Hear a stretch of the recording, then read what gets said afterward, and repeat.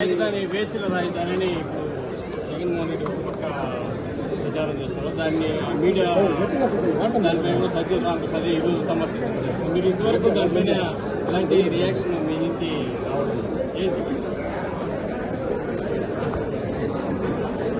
ఈరోజు అమరావతి మన రాజధాని అన్నది ఒక వాస్తవం, అందరికీ గర్వకారణం. అలాంటిది గత 10 సంవత్సరాలుగా ఆంధ్ర రాష్ట్రానికి ఒక రాజధానియే లేకుండా పోయిన సమయంలో అమరావతి మన రాజధాని కట్టుకునే నిర్మించుకునే ఈ సమయంలో ఇలా అమరావతికి వ్యతిరేకంగా మాట్లాడిన ఏ మాట కూడా క్షమించరాని, అసలే ఒక రాజధాని లేకుండా బాధపడుతున్న ఆంధ్ర రాష్ట్రానికి ఇది మరో దెబ్బ లాంటిది. మరి అలాంటప్పుడు అమరావతి మనకంత ముఖ్యమైనప్పుడు, ఆంధ్ర రాష్ట్రానికి ఒక రాజధాని అంత ముఖ్యమైనప్పుడు ఇలాంటి వ్యాఖ్యలు చేయడాన్ని కాంగ్రెస్ పార్టీ ఖండిస్తుంది.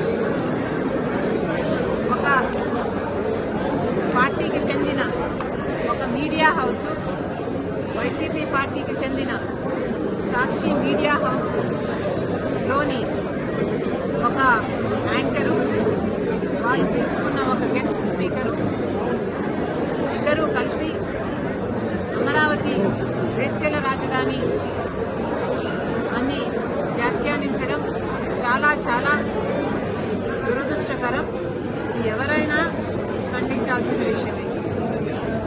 కాకపోతే నాకు ఇక్కడ అర్థం కాని విషయం ఏమిటి అంటే,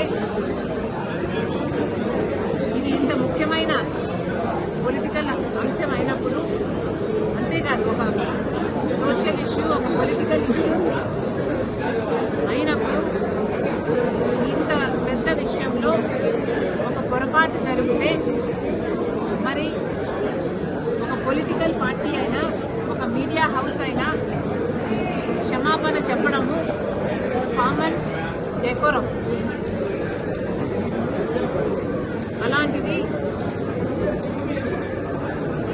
మీడియా హౌసే ఒక పొలిటికల్ పార్టీకి చెందినప్పుడు ఆ మీడియా హౌస్ చేసిన కొన్ని వ్యాఖ్యల వల్ల కోట్ల మంది ప్రజలకు ఆవేదన కలిగినప్పుడు ఆ మీడియా హౌస్ అయినా ఆ పొలిటికల్ పార్టీ అయినా క్షమాపణ చెప్పాలి.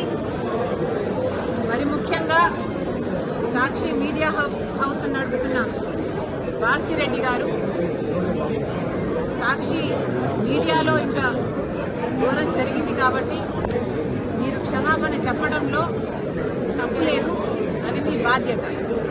మనం చిన్న పిల్లలకు కూడా నేర్పిస్తాము, ఒక తప్పు చేస్తే తప్పైంది సారీ అని చెప్పునానా అని చెప్తాము. మరి అలాంటప్పుడు ఒక తప్పు జరిగినప్పుడు సారీ చెప్పుకోవడంలో, సారీ చెప్పడంలో నామోషి లేదు.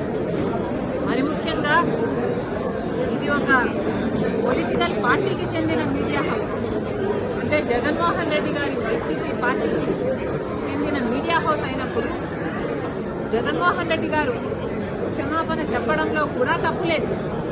ఇంతమంది మనోభావాలను ఇంత ఆవేదనకు గురి చేశారు. జగన్మోహన్ రెడ్డి గారు తప్పైపోయింది, మా ఉద్దేశం అది కానే కాదు, క్షమించండి అనడంలో తప్పు లేదు. మరి వారు ఎందుకు సంకోచిస్తున్నారో, వారికి ఎందుకు ఇది నామోషిగా అనిపిస్తుందో నాకైతే అర్థం కావటం లేదు. సజ్జల రామకృష్ణ రెడ్డి దాన్ని సమర్థించారు.